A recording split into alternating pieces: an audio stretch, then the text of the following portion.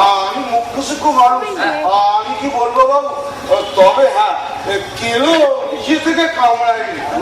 আমি ওর পায়ে রিক্সার চাকা না তুললে ও কামড়াতো না, আবার আমি মদ না খেলে ওর পায়ে রিক্সার চাকা তুলতাম না। মাঝখান থেকে হলো কি, সেই থেকে আমার মদ খাওয়া বন্ধ হলো। ও বলেছে ঝাঁটার বাড়ি বন্ধ।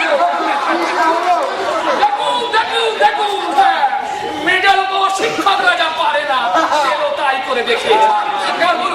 বলুন সবাই, এরপরে বললেন যে কেউ অত্যাচার। এবার একটা কথা আমি না বলে পাচ্ছি না, কামড়ানোটাই কেবল অত্যাচার তা কিন্তু নয়। কেলোর আরেকটা অত্যাচারের কথা এই সবাই আমি হাজির করতে চাই।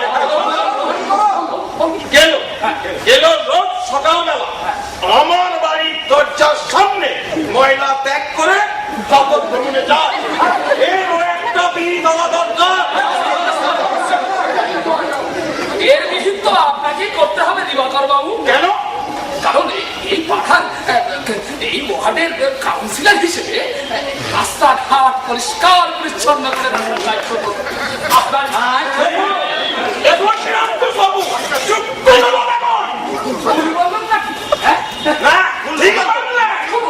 শুনুন দিবাকর বাবু, দেখি তো হবে না। শুনুন, কেলোকে ছোটবেলা থেকে শিক্ষা দেওয়া হয়েছে ওই সমস্ত কর্মগুলি রাস্তাতে সারার জন্য।